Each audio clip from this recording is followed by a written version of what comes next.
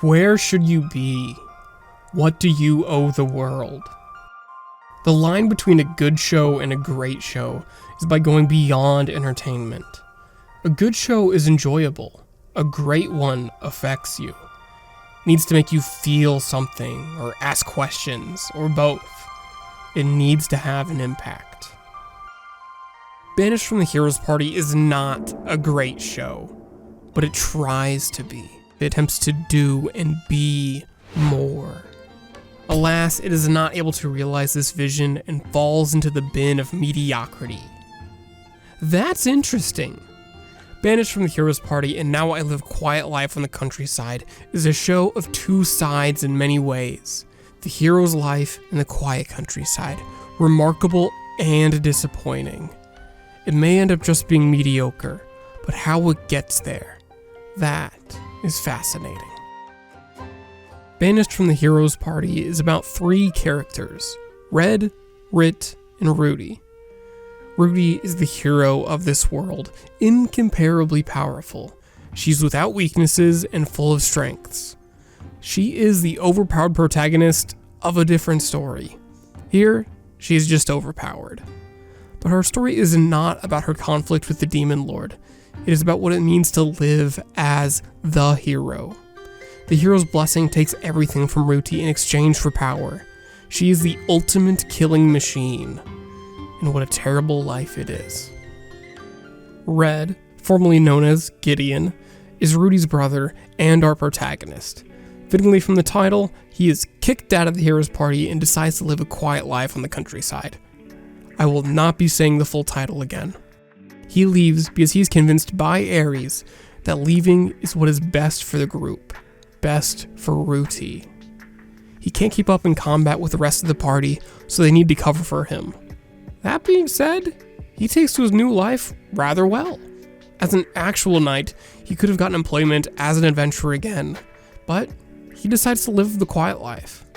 He just wants to open an apothecary. Even when offered a way back into adventuring with all the gold and fame that offers, he denies it. That isn't what he wants.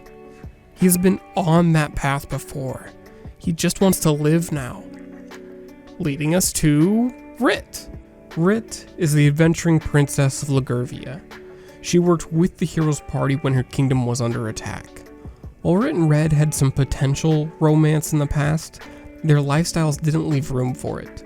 Now, having left the Hero's Party and having left the royal life, there is room, and Rit very quickly moves in. She is the heart of this show. If you don't like Rit, you probably won't be watching for long. That being said, she is very easy to like. She's assertive, the best fighter in town, she's often the one that pushes events and conversations into motion, and she uses up the animation budget. There are two main plot lines of the show, the Hero's Party and the countryside town of Zoltan. Zoltan is more of a slice-of-life romance with a look at blessings. Blessings are skills that everyone gets when they are born, that affect what you will be good at, what you feel accomplished doing, and what makes you anxious. Everyone gets one blessing and you cannot change it. You must live with it. Skill systems in anime are nothing new. However, it is notable how inflexible they are here. You get no choice and they will fundamentally affect your life. We get a look at what it means to live in a world with such a system. We will talk more on this later. Meanwhile, the slice of life romance has an impending threat. The Hero's Party isn't doing so well without Red. Ruti isn't doing so well. Not because they miss his combat abilities, but because of everything else. They need him. He will be asked to leave Zoltan and return to the Hero's Party. It's clear the only question is when. But Red is happy in his new life. He has settled down, has a home, a career, a fiancé. Will he return to the Hero's Party? This question hangs over a lot of the show. The knowledge that while they enjoy the quiet life, while you enjoy their cute little romance, that it will all be weighed at some point. That Red will have to choose between his sister and his fiancé. And this is where I have to draw a line. Spoiler alert, look at the runtime. We're gonna go through the whole story. So if you want to experience it first, now is your time to leave. If the dynamics sound interesting to you, you will probably enjoy it. That being said, I've already shown my hand that I don't think this show is great. I can't recommend it. Too dragged down by its own issues to stand higher, and too strong of a foundation to sink any lower. I will say, the first 3 episodes do a phenomenal job. It's a microcosm of the rest of the show. You will meet everyone that is important and see all the plot lines. I enjoyed this show, so don't feel bad if you do too, or if you want to experience it for yourself. Now, I will only be talking about Season 1. If the story's different in the light novel, I'm sorry, but this video is on the anime. And Season 2 sucks. It's not an interesting mix of good and bad. It's bad, and I'm not going to talk about it. Also, a few boring notes out of the way. The animation in this show is fine. It's clear they didn't have a huge budget, and it shows. It isn't bad, you could even say it's good at times, but it mostly just is. I also think the fan service is way overdone. Now, let's talk about the romance. This anime is a lot more unique because of this relationship. They are adults, and they know they love each other. This isn't a high school romance, afraid of your feelings, will they, won't they story. Also, when Gideon chose a new name as he went into hiding, he riffed off Rit's name and chose Red. That's adorable. If you've been thinking, Rit and Red are really similar names, you are factually correct. That was the idea. Most of the show's runtime is Red and Rit running the apothecary shop and solving problems together. And it's great! It shows how well they work together. Red is a great cook and he makes medicine for the shop. Rit has the business sense to evaluate their products and the skills to negotiate deals. We see how they met, with Lagurvia being under attack and needing the hero's help. Notably, they focus on bigger picture issues than one battle. That the kingdom needs to remember they can stand up and save themselves. That the hero killing their enemies isn't enough. Fighting isn't enough. Which fits well into the theming of the show. A lot of time is spent looking at the value of things. The hero's party misses Red not for his fighting ability, but for everything else he did.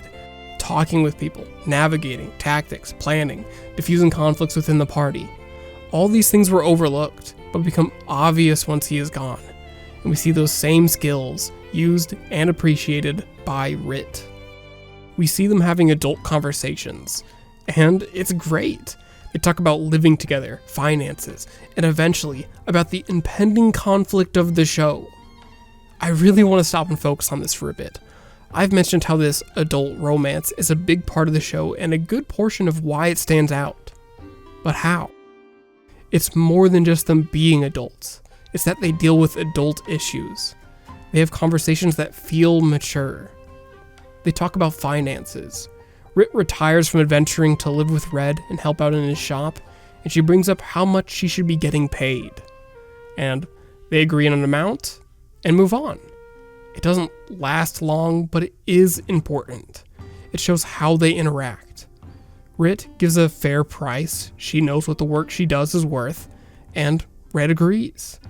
He thinks about what he would do if Rit said she didn't need to get paid, which wouldn't sit right with him, and frankly, wouldn't be fair to her.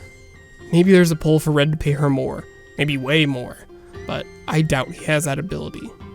This isn't a fun conversation. This isn't romantic. I think it could be very uncomfortable deciding how much to pay your significant other. Yet, this is still a conversation they should have. I love that Rit brought it up shortly after moving in, wanting to work the kinks out early. I know I've been pressing on this little conversation for a while, but it really does convince me how comfortable they are with each other. We get a flashback of when Rit was in the hero's party. Yolandrila tells Rit they would make a great couple, that Gideon isn't valued for the things he does, but Rit notices and appreciates them. Rit's response? I love him. Very clear-cut. The reason their relationship has moved so fast today is because they were already at this point long ago. And yet, as part of the mission to save Lagurvia, they separate. When they reunite, Rit is so glad that Gideon is alright, as Ruti jumps in. The one who doesn't show emotion, saying never again.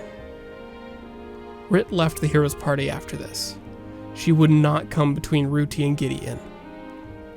This is great, showing how close they were before and why it didn't work out.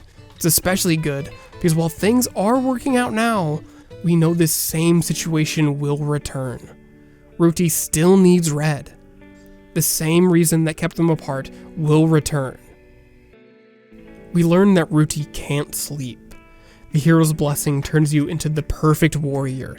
It has taken that weakness, that experience from her. Then we get everyone's favorite scene. We get a flashback of Ares and Ruti. Ares says that Gideon left the hero's party, lying, saying that he tried to stop him, but he just couldn't. Ruti stares him down. Why would he tell Ares and not her? Ares positions himself to be Gideon's replacement, that he should be close to her now that Gideon is gone. He did something to my brother. Ruti punches a hole through his chest. She takes a moment, then heals him. She will continue, because she is a hero, but there's a hole where her brother once was. This scene is fantastic for many reasons. Firstly, it is great to see Ares get what's coming to him, and now we understand why Ares kicked Gideon out of the party. He wanted to be the hero's right hand, and that was an impossible spot for him to take while Gideon was in the party. Additionally, this scene does so much for revealing Ruti's character. She is smart, immediately putting together that things don't add up. Also, she puts her duty above her personal desires. Her anger wanted her to kill Ares, but her role as hero values him alive. We have seen such small snippets of Ruti so far. She is emotionless, an observer, and incomparably strong. Now, we see the mind behind the hero. She is aware of the power and responsibility she carries as the hero. But she is also human. She distresses at losing the person most important to her, yet she continues on. Only a moment of emotion, and she has complete control once again. Rit and Red grow closer. Not without opposition though. Rit was the top adventurer of the town. The guild would do anything to stop her from retiring to some apothecary shop. But Rit is steadfast. She knows what she wants. They push her with benefits, gold. They threaten her position as royalty. If not venturing, she should return home. Rit is unmoved. She knows what is valuable to her. She gets mead to celebrate. It's what newlyweds in Logurvia do. They kinda sorta propose to each other. Rit makes up a lifelong contract to make the guild go away, and Red asks for her favorite gemstone. It's cute. They are engaged. Go ahead, fight me on this. We learn that Ruti can't feel tired, taste, or temperature. To have the hero's blessing is to have all your feelings deadened, to experience little. The hero's blessing leaves no room for weakness. In exchange for overwhelming power, your life becomes narrow. You can fight better than anyone, and that is all you can do. The effects of the hero's blessing and the responsibility to use that blessing leave nothing left. She has all the power in the world, and because of that, she can't search for her brother. While we've gotten hints at who Ruti is and why, now the pieces come together. She acts emotionless not by choice, but by consequence. We never see her rest because she cannot. She sent out Danan to find her brother because her responsibility as hero comes first. She cannot stop or slow down or enjoy things. What is there she could enjoy? We get to see Gideon and Ruti as kids. Even now, Ruti doesn't know what fear is, doesn't recognize when she is happy. Gideon is patient. He teaches her it's okay to do things for no reason. It's okay to stop doing things you don't want to do. Gideon asks if they can hold hands. Ruti smiles. Ruti asks Gideon to never leave her. He declines, saying he needs to become a knight so he can adventure with her. So, this is fantastic. Gideon treats her like a person, gives her permission to be a person, even if she doesn't understand it. It's okay to do things for no reason. It's okay to stop doing things. She feels so little, it's important to let her know she still gets to decide. With such limited emotions, everything she does has a momentum to it. Why would you stop doing anything? Why would you do something different? Gideon says, don't overthink it. You can hold my hand. Maybe a small part of you wants to stop doing something. Maybe you don't know why. You don't need to know. You still can. Gideon does such a good job of letting Ruti be a person. Maybe Gideon is the only one that has ever treated Ruti like a person. Alright, so we are approaching the climax of the kids' storyline, Al, Tanta, and Autumn, who I haven't really talked about yet. A lot of the exposition on blessings and how they work is integrated into this story naturally by these kids who aren't used to dealing with their blessings, and they struggle to deal with them. Overall, it's done well. They don't take up much screen time, and they give great context to Ruti's story. The quick catch-up is that Autumn was given the bar brawler blessing, which kinda sucks. His blessing will push him to solve his problems with violence. He doesn't want his blessing. Meanwhile, Al is given the Weapon Master blessing, which is really good. He also doesn't want his blessing. However, his blessing will make him feel anxious until he chooses a weapon. He will live with that pull for the rest of his life. Leaning into it or fighting against it, they both will need to deal with their blessings. Anyways, Autumn attacks Al's family and disappears. The townsfolk aren't happy about this, especially since Autumn's dad is the head of the guard, and the townsfolk think he is hiding Autumn. Protests against the town guard begin. Then, the guard takes Tanta out of nowhere. Protests increase. Tanta's dad goes to the guardhouse to see his son, and they basically tell him to shove off. Rit pulls some strings in order to let her and Tanta's dad see him, and we learned the guard just wanted to talk to Tanta. He's fine. Now you may be asking, why did they arrest him to do that? Why wasn't his dad able to see him? The answer is, they are bad at their jobs, yay!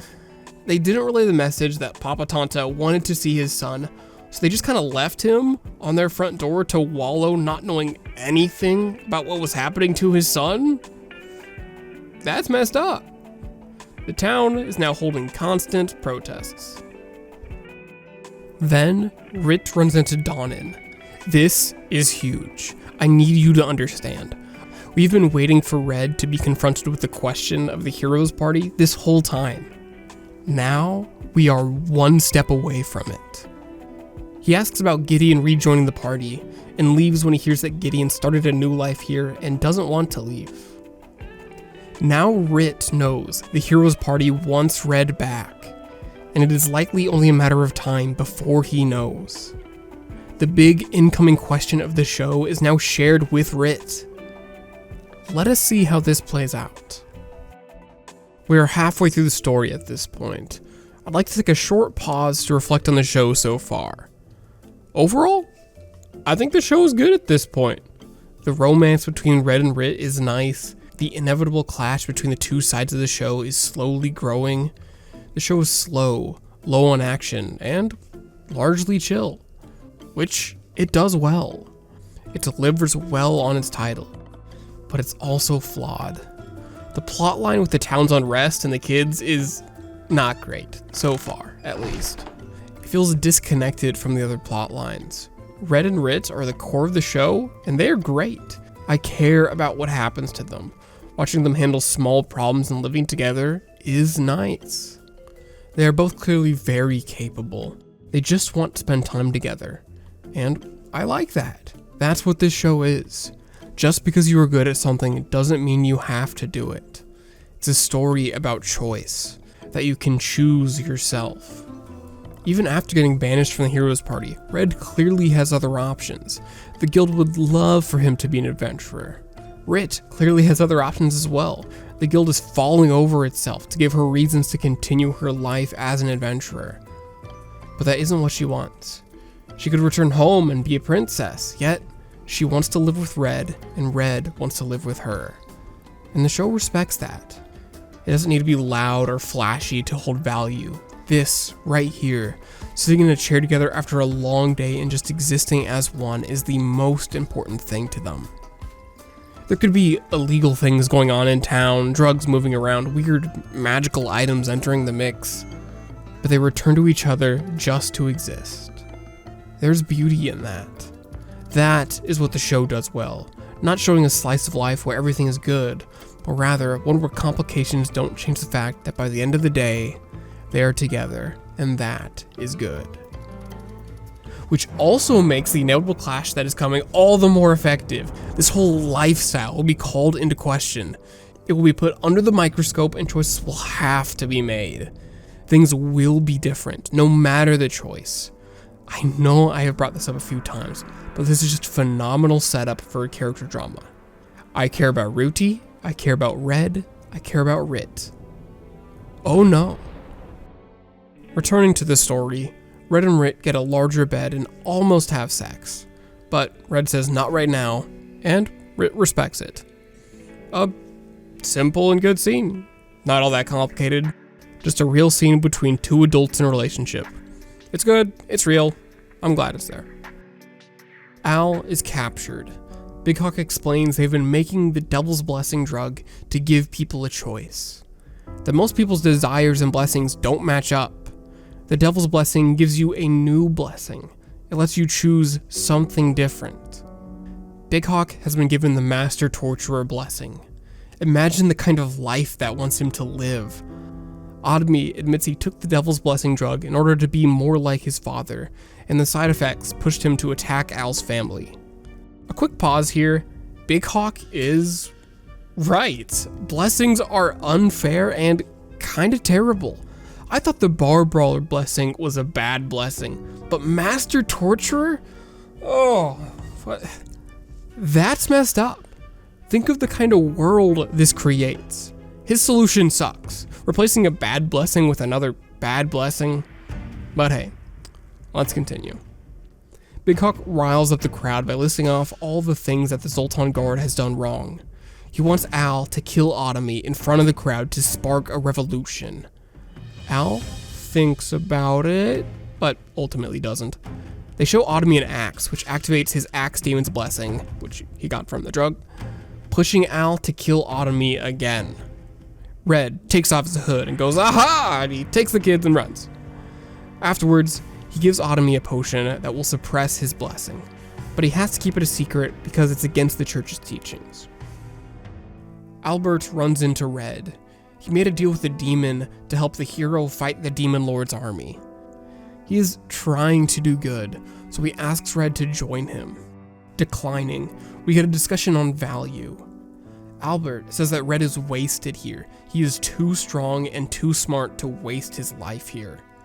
Red says that it isn't a waste at all, that this is where he wants to be.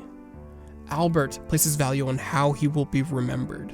Red places value on who he spends his time with. These are not fundamentally opposed values. Red defeats him, saying there is so much more to being a hero than physical strength. Albert is already the hero of Zoltan. We return to the protests, and Al tells everyone to go home, saying that he and Otomy are friends now. Forget the past. The blame is on the evil demon taking Otomy's form. Al forgives Otomy in front of everyone, and the crowd shrugs and goes home. So we have reached the end of this little plot line. It's bad, with 3 big issues. Firstly, Bighawk's plan is kinda bad. Inciting a riot to overthrow the guard/government? Sure, I can see that. Starting it by getting a kid to kill another kid? No, I don't think that's good. But I'm gonna push that aside, as Bighawk and the contract demon he's working with are desperate, and having a bad plan isn't a big deal. What is important is how this whole issue gets resolved. Let's talk about why these people are protesting.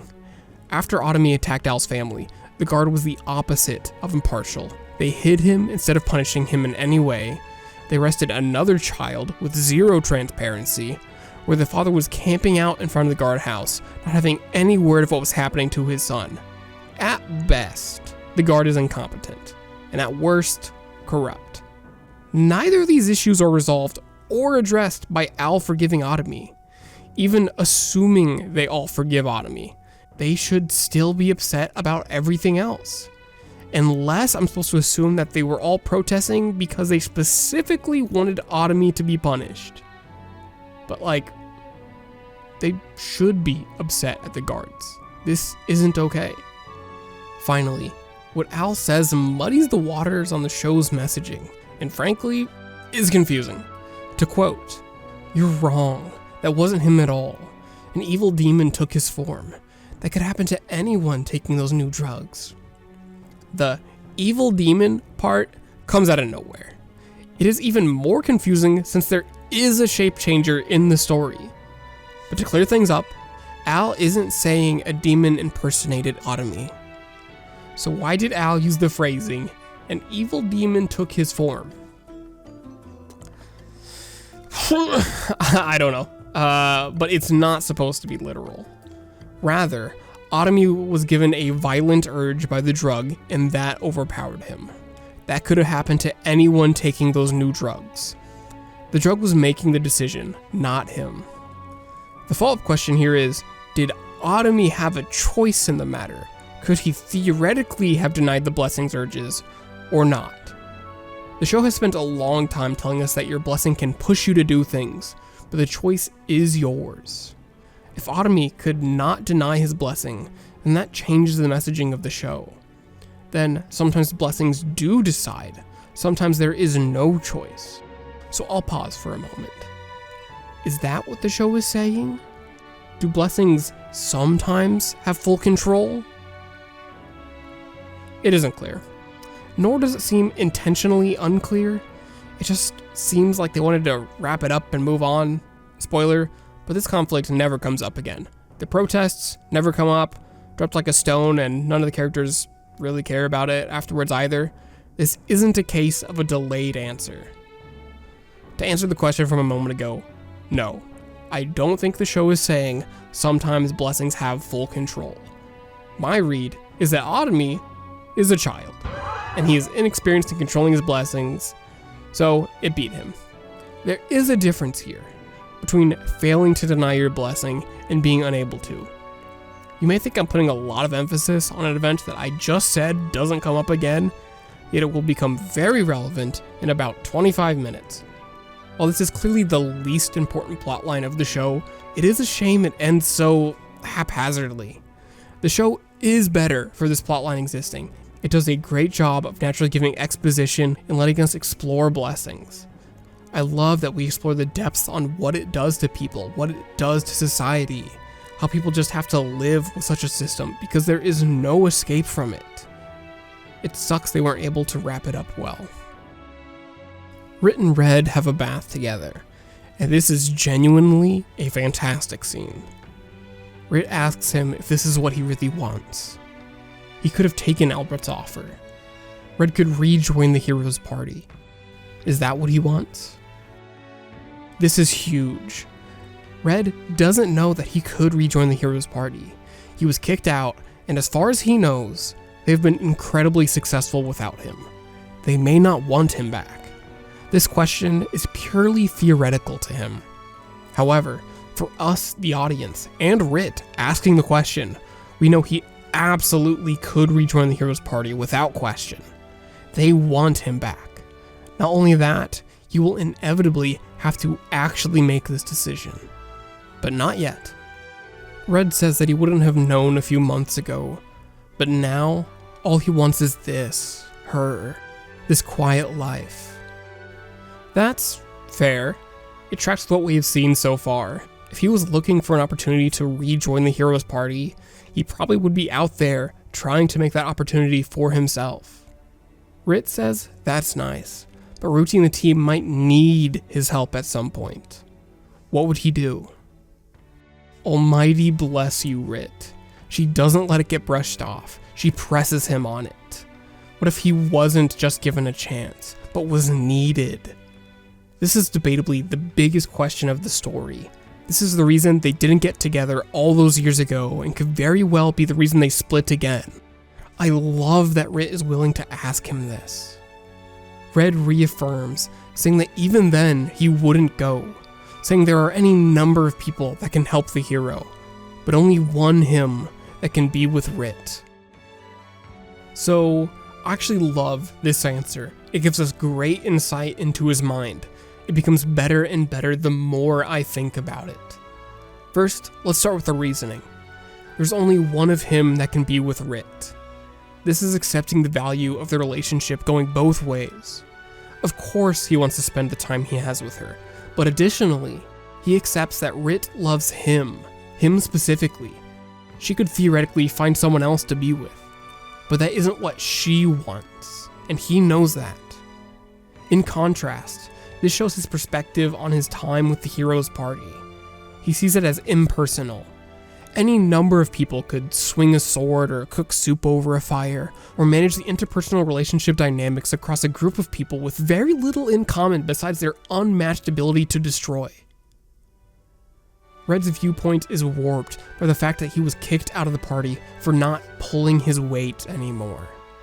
So of course he sees himself as replaceable when he was literally replaced. As far as he has heard, the hero's party is doing great, but none of that is true. The hero's party is falling apart.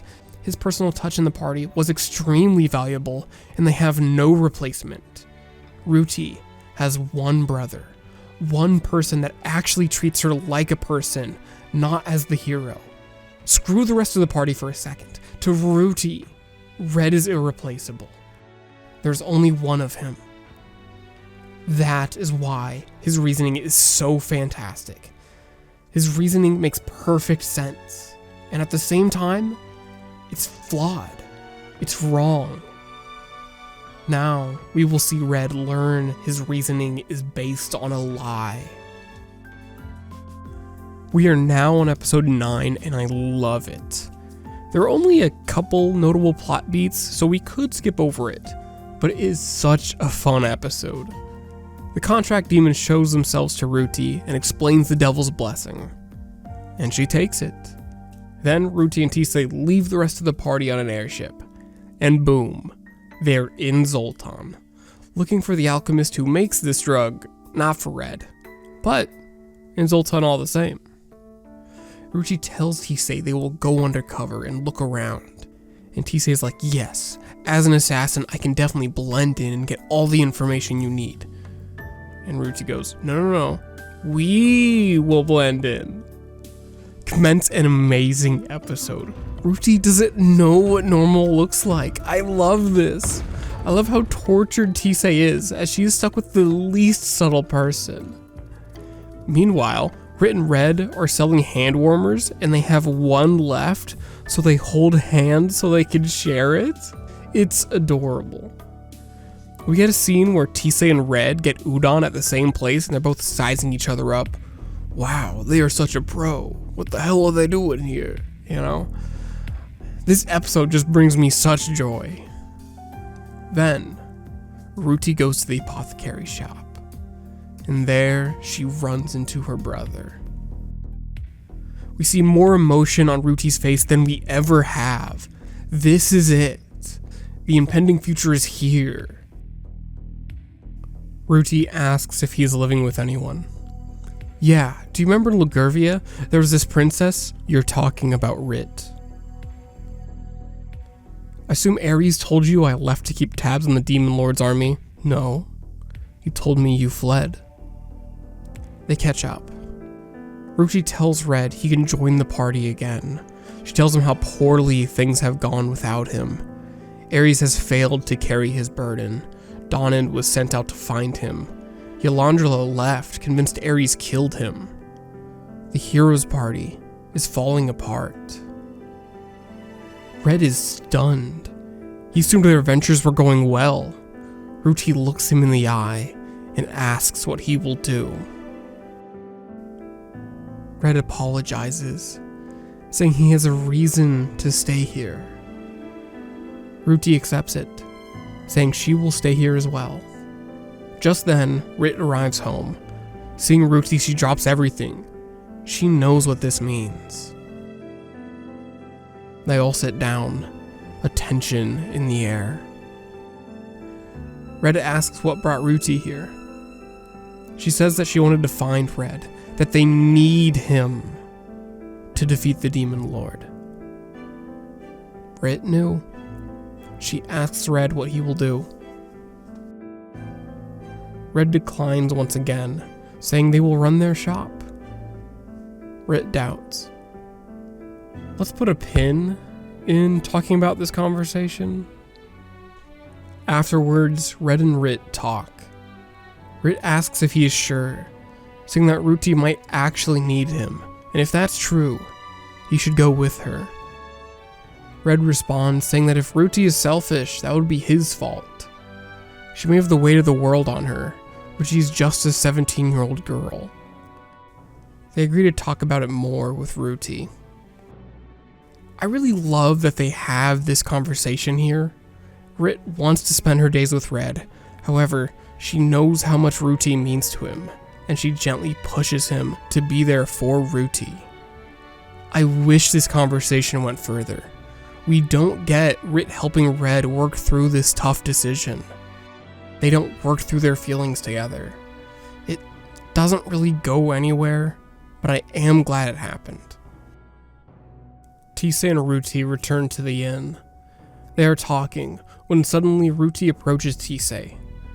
Tisay is terrified. This is the hero, the strongest person alive.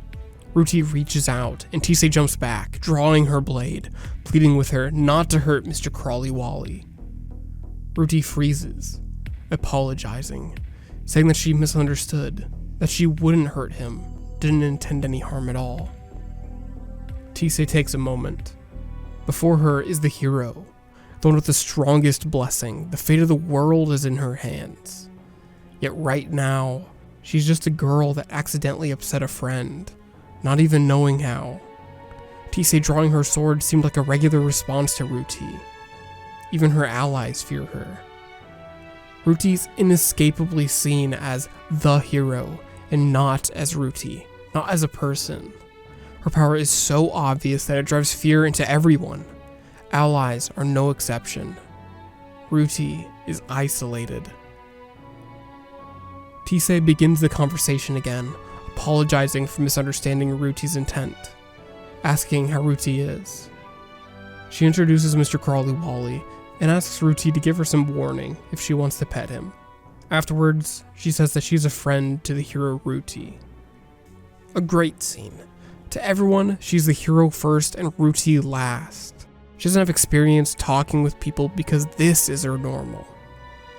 This also helps us understand why she is so attached to her brother, because he has been the one person that sees her as Ruti. And now, she has Tisay. Red and Ruti hang out. We see the villagers are all initially scared of Ruti, yet still, they have a great time. She thinks if she could be given a wish, it would be for this day to last forever. Yet the Almighty bestowed the hero's blessing on her. So who would make that wish come true? It is great to see them just hanging out for a bit. People are terrified of Ruti, but that doesn't bother Red. She apologizes, always so noticeable, yet Red calls her his pride and joy, that she is adorable, kind, and trustworthy. None of these things are given to her by her blessing. They are part of her.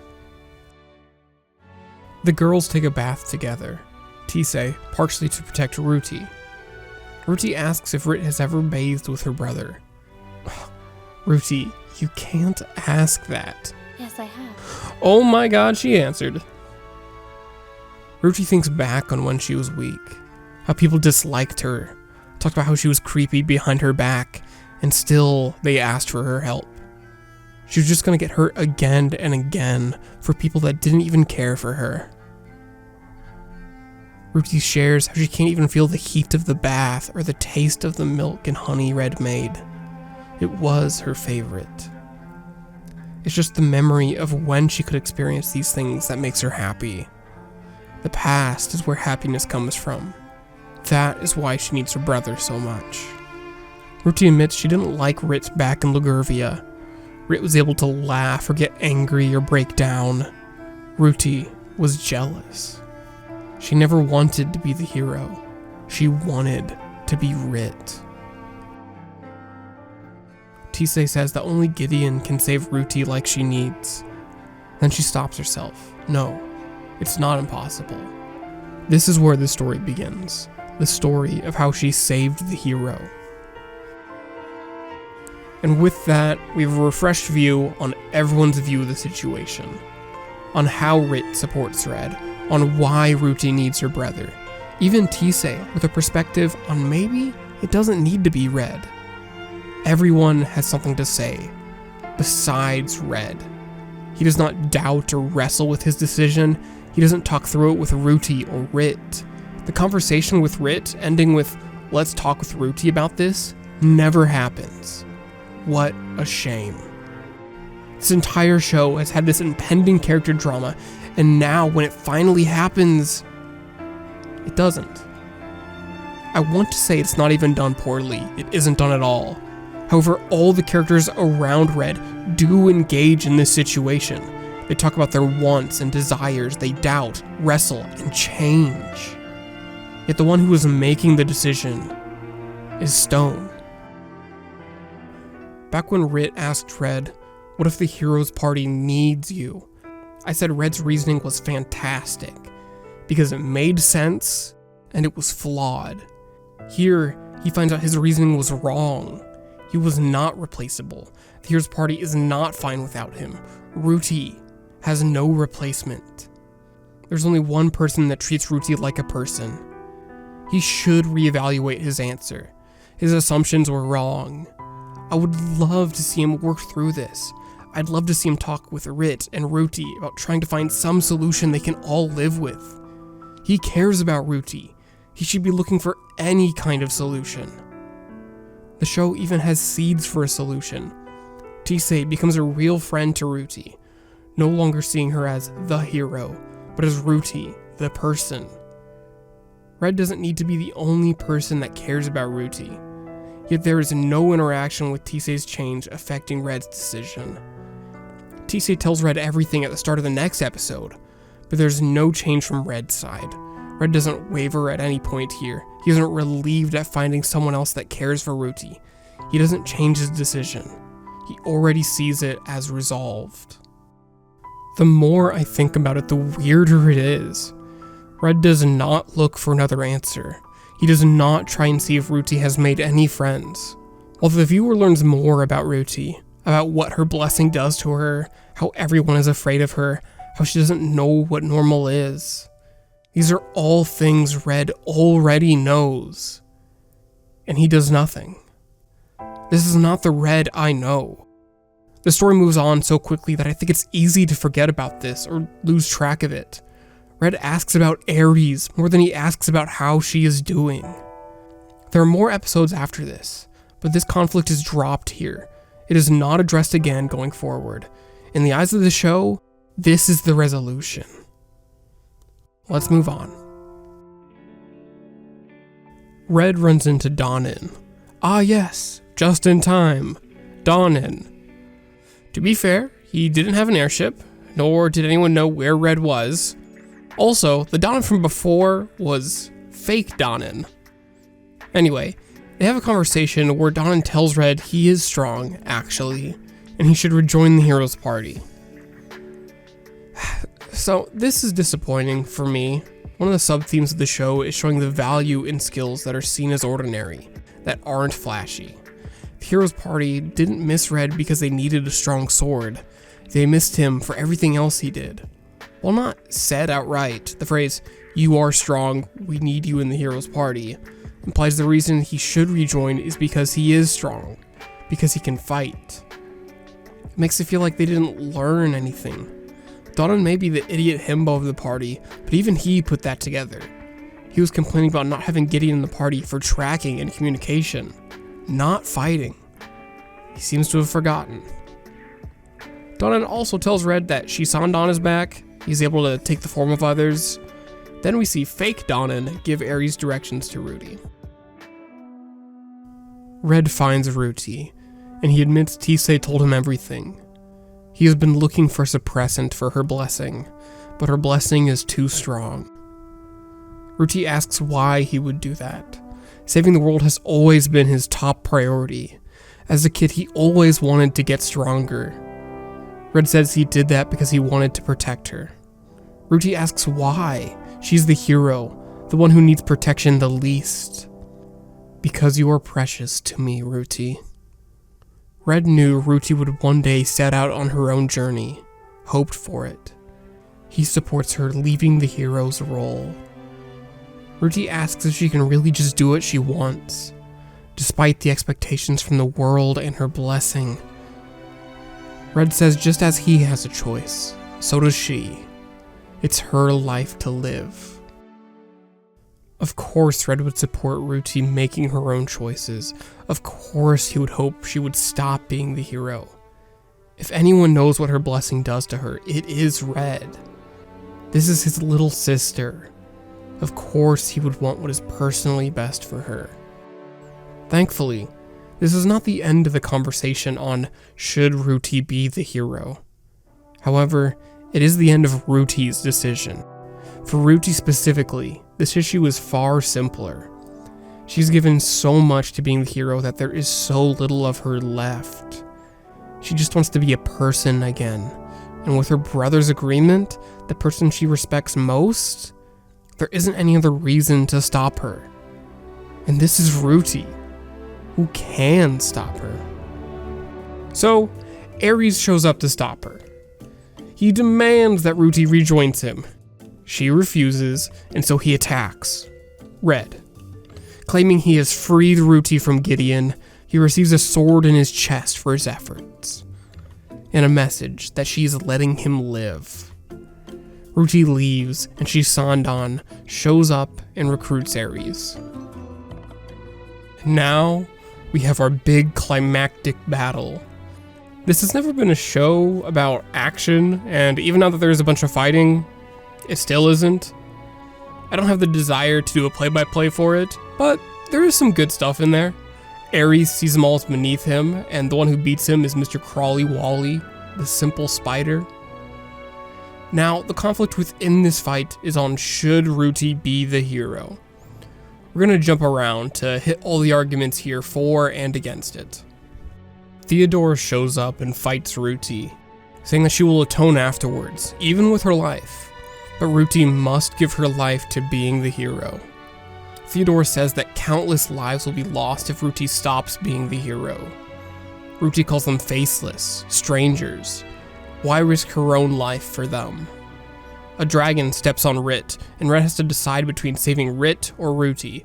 A messy parallel with his previous choice. Theodora says that Red needs Ruti's help to actually save people, that humanity needs Ruti to be a hero. Then, Rit saves herself. She says that Theodora doesn't have the right to put her life in Ruti's hands. Theodora returns, saying that the hero saved her kingdom, that the world needs the hero. She should know. Red says that she is wrong, that it wasn't the hero, the guide, and the crusader that saved her, but Ruti, Red, and Theodora that did. Theodora returns with, "So you agree?" Rit says that the hero is more than a blessing. It is a person who has a blessing. It was more than the hero that saved her kingdom. It was also the party pushing Lgurvia to fight for themselves. Theodora says she preserves the will of the Almighty. Rit says that if the Almighty asks for help on unwilling shoulders, then he is wrong, God or not. Shisandan basically says, yeah, you get it. The Almighty is dumb. Ruti is able to beat Shisandan, but she picks up one of the sacred Avengers in the process. He smiles. He did it. Ruti gets sort of brainwashed by the sword and attacks Red. Tisei jumps in, taking the hit, and with a smile she tells Ruti that Red is precious to her. Red and Ruti have a short fight, and he disarms her, and her mind is her own once again. Theodora realizes that Ruti never needed a party. The hero's path is a lonely one, a cruel fate. She asks if Ruti was born to save us. Ruti says no, she never wished for this. Ruti will live as herself now. She doesn't see herself as the hero the world needs. If anyone is suited for that role, it would be Theodora. fighting for the world, even now, anguished, doing what she thinks is right. Is that not the definition of a hero? Red says that a real hero would never be that lonely. A real hero is not based on physical strength, but inspiring other people to fight. A real hero isn't forced into the role, but they're able to walk away and choose not to. Alright, and with that, we've gathered all the arguments for and against should Ruti be the hero. This is the most set up and disputed question of the show, so you'll have to forgive me, but we are really going to plumb the depths on this. I'll start by saying I'm disappointed. The show brings up some really big ticket conversations here, yet doesn't engage in them. It just leaves them unexplored, dismissed. I find that disappointing because I want to engage in this conversation. However, that clearly isn't what the show wants. It simply doesn't. I suppose it doesn't need to engage with should Ruti be the hero, or more abstractly, should the hero be the hero? But I really do. I think it's an incredibly engaging question. So, I accept the show isn't looking to have this moral, ethical, philosophical, and personal argument on heroes. However, we are going to dig into this. Alright, let's start by breaking the arguments down. Firstly, Ruti saves people, not the hero, is a bit of a self-defeating argument. I see what it's saying, or at least what it's trying to say, that Ruti is not just a hero. She's a person that has been deciding to be the hero. However, the argument it's fighting is, should Ruti be the hero? Whether you give credit to the person or the blessing doesn't matter in this context. Ruti continuing to be the hero for any reason is still her being the hero. Secondly, the argument that you should save people is at the center of this question. That if you are able to help someone, help the world, you should. You have a moral and societal obligation. This is the core of why Ruti should be the hero. In the show, the counter-argument is, faceless people, I don't know. While yes, people attribute more worth to people they know, I think it is well agreed upon that even strangers deserve saving. I understand the personal distance Ruti feels. However, this is a flimsy counter-argument. It isn't near enough to dismiss the moral obligation. Next, we have, it's the Almighty's will. This one is both interesting and also not that persuasive. The counter that the Almighty is wrong is a very interesting conversation. I would enjoy having a large conversation on this. However, I'll keep it simple. Whether or not it was wrong to give Ruti the hero's blessing, now she has it, and she can use it to save people or not. The question on the Almighty's rightness does not answer should Ruti be the hero. So this too is an uncompelling argument. Next, we have Ruti doesn't want to be the hero. I'll first point out that we are not arguing on if Ruti should want to be the hero. We are arguing whether she should be the hero. So let me change the angle on this one to, is one's obligation more important than one's personal desires? Or more plainly, do Ruti's desires matter here? And oh boy, this is the core of the debate. What do you owe the world? What do you owe society? What can it expect from you? In a way, this is less of an argument, but rather a restating of the primary question. Ruti, of course, is claiming that her own desires matter. I'm not going to resolve this question right now. We have a whole lot more to cover, so let us continue. Finally, we have humanity needs Ruti, with all its counterarguments. It is the obvious final destination for this question. Essentially, the world needs the hero, with counterarguments like, someone else can be the hero, or people can save themselves, or the hero pushes people to save themselves. All circle back to, does humanity specifically need the hero? Is humanity on the verge of extinction without Ruti's help? Is Ruti's help just convenient? These change the context, and by extension, the expectations put on our hero, Ruti. So, what is the context? Let's go back and revisit all the times I mentioned the setup for this, where the show lays out how the world needs Ruti. Well, Lagurvia was attacked. No, that was years ago. What has the Heroes Party been doing? They are searching through the desert? What is going on outside of Zoltan? They are... I don't know. How much does the world need Ruti? I don't know. The story does not let us understand the context for, does the world need a hero? How could they let this be the central point of the biggest question of the show and miss it? It's like they've taken the decision-making away from the viewer. Hey, do you want to ponder on these themes the show is giving you? Do you want to evaluate if Ruti should be the hero or not? Well, too bad, you can't. We aren't given the tools to do so. I don't know how to stress enough how weird this feels. Half the conversation is missing. I guess we just accept Ruti's choice because we can't weigh it? What were they thinking? Taking a step back, there are a couple different layers to this conversation. Firstly, the personal layer. Should Ruti, specifically, be the hero? This is the level Ruti argues on, focused on specifically her situation. This is different from the second layer, where we abstract Ruti out of the question, turning it into, should the hero be the hero? This is where most of Theodora's arguments come from. Ruti is the hero, so this argument applies to her, but these are more arguments for what a hero should do. Finally, we can pull the question out of the story itself and apply it to ourselves. Should I help the world? You can swap the world out with people or society as you like. None of us are the hero, but we all have expectations. This layer is for the viewer's reflection and not addressed directly. These are thematically overlaid as one question and can be answered together, but can be separated. Most of the arguments we see are on that second level. Should the hero be the hero? Which is a compelling conversation. However, plenty of this show has set the groundwork for Ruti to change this conversation back to the first layer. You can have moral questions about what the hero should be, but right now, we are talking about Ruti, what Ruti should do.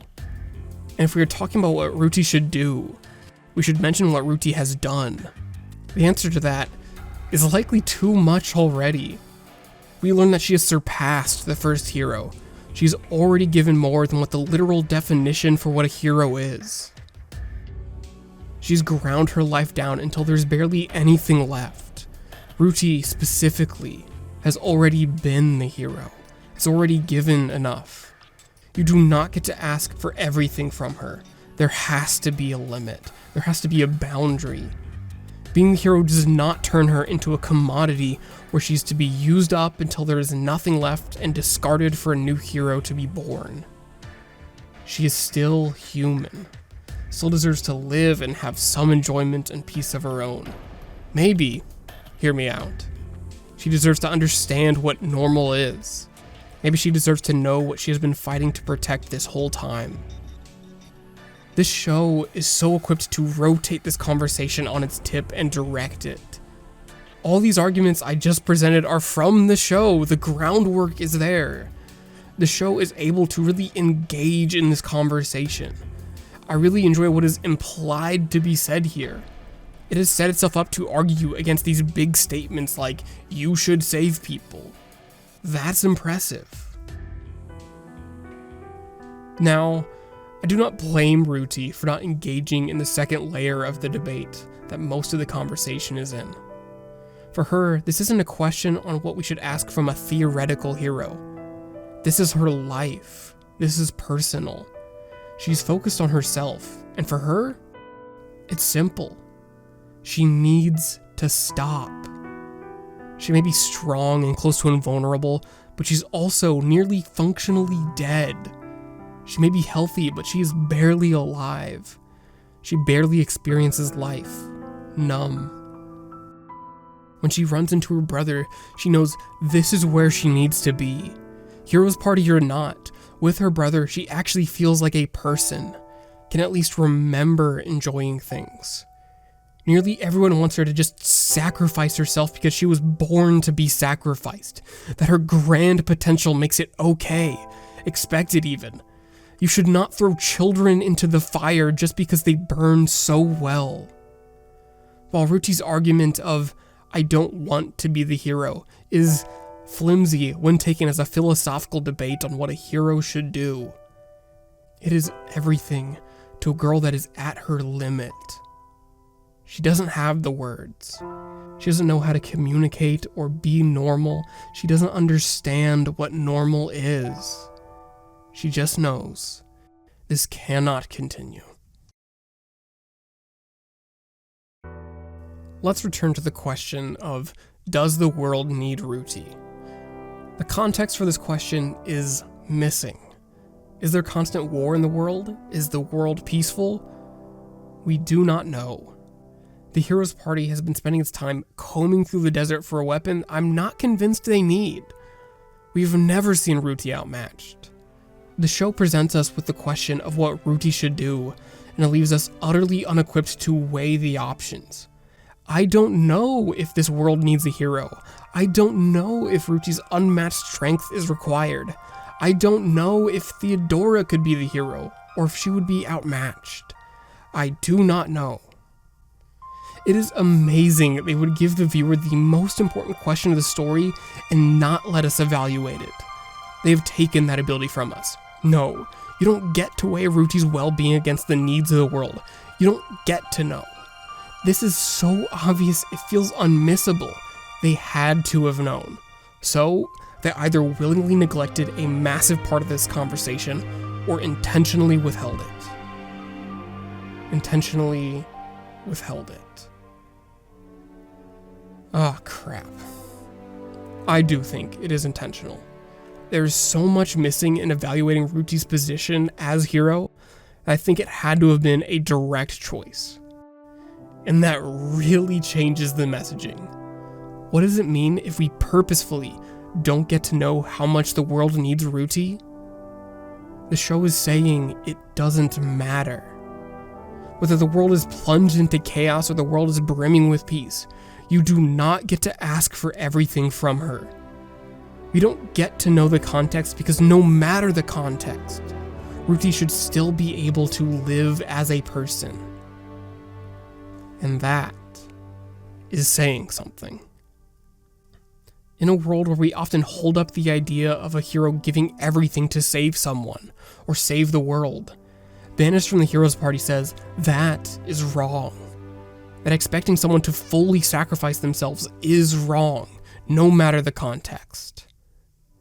You may disagree with this message, but I am stunned that the show that struggles with saying things says something so pointed. This is something that is well supported by the actual text, but is a consequence of choices, rather than a message that is actually delivered. You have to dig for it, but the pieces all fit together once you see it. I am disappointed that the show didn't take advantage of the situation it created. Yet, I am proud they had something of substance to say. Red and Rit return to their home. Red says they are complete. Rit disagrees. Not yet. There's one thing still missing. Red admits he's been holding back this whole time. Rit returns with, "You think I'm not the same way?" Then they have sex. Not like on camera, but pretty distinctly. We get a lot of aftercare. They talk about their future, their plans for their lives, their relationship. They talk about kids and marriage. They're just lying there, staring at the ceiling and each other and talking. It's nice. I'm impressed by this scene. They set out to depict a romantic relationship between adults, and that includes dealing with finances, family, and yeah, sex. The sexual part of their relationship is important. Not a scene I would feel like is missing if they left it out, but it does help flesh out their relationship. We jump forward a bit. Ruti has a new blessing that essentially allows her to turn her hero's blessing on and off. Ruti and Tisei plan to make a garden and grow medicinal herbs. Then, an urgent request from the guild comes in. There is a pause. Ruti left that life. Red asserts that taking it is her choice. Ruti nods and accepts it. This is what she wants to do. While she leaves, Tisei states that Ruti is the hero the world needs. She doesn't just fulfill the role, but she fights of her own free will. Red agrees. So, the end is messy. Ruti gaining a new blessing gives us a lot of problems. But before that, I do like the conclusion the show comes to for should Ruti be the hero, and by extension, what we owe the world. It has already affirmed that the world cannot ask for everything from you. You should have time and space for yourself. However, you should also give some of your time and efforts to making the world better. There should be some form of balance. Ruti thinks about her decision. There's difficulty in finding that balance, but we should still look for it. Let's return to Ruti's new blessing. Firstly, it's unprecedented. Everyone gets specifically one blessing. The only example of multiple blessings has been the Devil's Blessing, which takes a blessing from a demon in exchange for part of their own blessing. You don't get a random blessing, you get the Axe Demon Blessing. The blessing that Ruti gets just feels awfully convenient. More importantly, it sidesteps what this show has been about. Living with your blessing, creatively directing your blessing to live the life you want. This is a rigid world where you must live with the blessing you are given. But now, Ruti doesn't? This brings up questions that I don't think the show wants you to be asking. Is the show saying that Ruti couldn't live the quiet life? Are we saying that Ruti didn't have free will? We had a specific line earlier that your blessing can push you, but it's still your decision. Is that wrong? This new blessing cheapens the ending. It wraps things up and answers the question of, how does Ruti live going forward, at the cost of undermining the show's themes? How did Ruti resolve the internal struggle between duty and the self? She got a special skill that let her dominate part of herself. It's presented as, "Aw, now Ruti is a true hero because she fights of her own free will." And I'm sitting here like, what do you mean now she's a true hero? Has she not had free will? I am happy for Ruti, but I don't think Ruti was doomed here. She wasn't written into a corner. I don't think struggling to adjust would have been a bad thing for the story. This is a slow anime. I don't understand why this needs to be resolved immediately. A simple, "we'll get there," would have been plenty. The most important thing a piece of art can do is make you feel something. The second most important is to make you think. Banished from the Hero's Party absolutely succeeds for me. It's great. It has touched my heart and my mind. I feel for these characters. I've thought about this show for a long time. This is a great show. For me. It may not be for you, and that's alright. I can see the flaws here, trust me, I do. I feel I have pondered its issues far more than any reasonable person would. I know it's a flawed mess, but I love it. Where should you be? Red, Rit, and Ruti are all pressed to be somewhere else. Where do you belong? How do you choose? I love thinking about this question, anticipating it. I love seeing the characters belong. What do you owe the world? Expectations are natural. What does the world expect from us? What should we expect from ourselves? There's a push and pull on the weight we should put on ourselves. It's not something we should reject, but rather find a measure of balance. Ruti is at peace and accepts being a hero. Sometimes. I love that the show is willing to put the role of hero under a microscope. Each of the show's big questions spawn more and more questions the more you think about them. I enjoy thinking about them. Unavoidably, these questions and this analysis is a reflection of me. I can't help but leave a bit of myself in them. Banished from the Heroes Party is disappointing. So much potential left in its subtext, so deep I can't tell where the show ends and my imagination begins. Banished from the Heroes Party is remarkable. It's cozy and dramatic. It knows its characters so well and knows how to create such natural conflict. The reason Ruti needs Red. Red's a misunderstanding of his own value. Man, I love it. Man, it is such a mess. Brought up and down by its own merits. I think logically, it ends up somewhere average. It's rated around a 7 out of 10 right now, and I don't disagree. But I love this 7 out of 10. Banished from the Heroes Party may end up mediocre, but I enjoyed the ride.